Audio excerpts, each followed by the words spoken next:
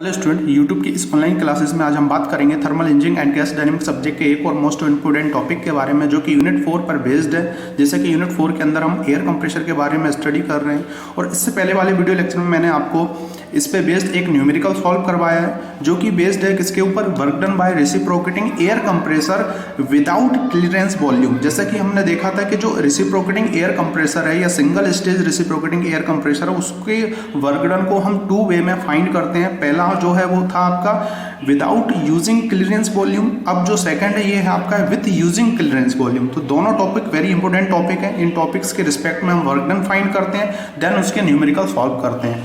तो जैसा कि सबसे पहले आपको ये समझना पड़ेगा कि क्लियरेंस वॉल्यूम होता क्या है। जैसे कि आईसी इंजन में आपने देखा होगा पिस्टन सिलेंडर का अरेंजमेंट होता है, तो उसमें क्लियरेंस वॉल्यूम क्या होता है, जैसे कि जो पिस्टन होता है जब आपका ऊपर पहुंचता है, कहाँ पर, टॉप डेड सेंटर पे, और जो ये जो आपका ये जो आप यहाँ पे देख रहे हो सिलेंडर का जो हेड है, उसके बीच में एक गैप होता है, छोटा कम गैप होता है, जहाँ पे जो है आपका ये बॉल्व जो है नीचे ओपन हो पाए, ठीक है, इनलेट और जो आपका एग्जिट बॉल है वो ओपन हो पाए, और साथ ही साथ यहाँ पे जो आपकी कंप्रेस्ड एयर है उसके लिए कुछ स्पेस हो, और साथ ही साथ ये ऊपर अगर इसे टच कर देगा तो इसके हेड को जो है वो क्रैक करेगा। तो इसलिए हम कुछ गैप इसमें जो है रखते हैं, ठीक है, तो उसे हम क्लियरेंस वॉल्यूम बोलते हैं। तो इसकी डेफिनेशन को हम समझते हैं। Clearance volume is a volume between the cylinder head and the piston top when the piston is eight top dead centre. तो ये जो गैप है, ठीक है, और बाकी जो बचा रिमेनिंग होता है इसे हम बोलते हैं स्वीप्ट वॉल्यूम, मतलब इतना पिस्टन स्वीप्ट करता है, और टोटल होता है हमारा जो कि होता है पूरा वॉल्यूम, ठीक है। तो अगर आपको जो VS निकालना है तो V1 माइनस VC कर दोगे, ठीक है, और टोटल निकालना है तो VC प्लस VS हो जाएगा, ठीक है। It can be also define as the volume of cylinder that is not swept by the piston, जो स्वीप्ट नहीं कर रहा है ना उसको हम बोलेंगे VC क्लियरेंस वॉल्यूम, ठीक है। तो इसके बहुत सारे एडवांटेज हैं जिसके रिस्पेक्ट में हम पिस्टन सिलेंडर को डिजाइन करते हैं, ठीक है। क्लियरेंस वॉल्यूम हम प्रोवाइड करते ही हैं जनरली। इससे पहले वाले वीडियो लेक्चर में मैंने आपको वर्क डन डिफाइन किया था विदाउट क्लियरेंस वॉल्यूम, लेकिन ऐसा होता नहीं है रियल में, तो उसी चीज को हम समझते हैं। In actual practice it is not possible to reduce the clearance volume, ऐसा पॉसिबल नहीं है कि उसको हम जीरो कर दें फॉर मैकेनिकल रीजन, है ना। उसमें मैकेनिकल रीजन है, कौन कौन से रीजन है, जैसे कि आप देख रहे होगे इसके लिए आपको बॉल को ओपन करने के लिए स्पेस चाहिए, उसके बाद कंप्रेस एयर को एक रिक्वायर्ड स्पेस चाहिए, साथ ही साथ ये जो है ये आपका ऊपर हेड जो है ये प्रॉपर क्रैक ना हो तो उसके लिए आपको प्रॉपर ये चाहिए। तो इसलिए जो है हम इसमें गैप प्रोवाइड करते हैं। Moreover it is not desirable to allow the piston head to come in contact with the cylinder head. तो ऐसा भी नहीं कि ये जो पिस्टन है इसके कॉन्टैक्ट में आ जाए तो इसको इफेक्ट करेगा, एक ये भी रीजन है।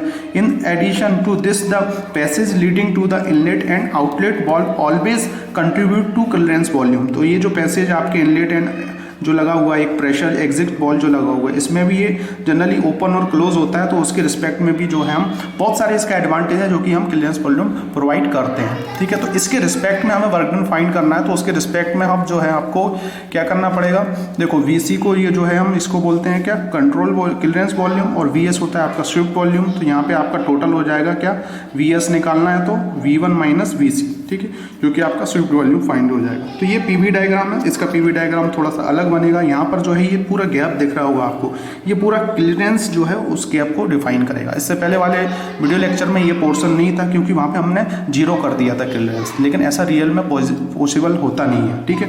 तो ये सेम वही प्रोसेस है।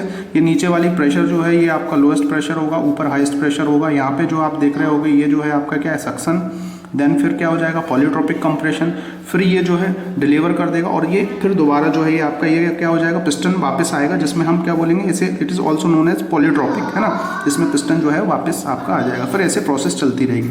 तो इसके रिस्पेक्ट में अगर आपको वर्क डन फाइंड करना है तो कैसे फाइंड करेंगे, सेम वही एरिया कैसा कि एरिया 1 2 3 4, एरिया 1 2 3 4 आपके पास आ जाए तो we can find out easily work done, ठीक है। तो कैसे निकालेंगे, जैसे कि एरिया A12B, एरिया A12B पूरा एरिया जो है इसका, ठीक है, और उसमें से एरिया A है ना 43B, A43B ये माइनस कर दोगे तो आपको माइनस जो बचा हुआ मिलेगा।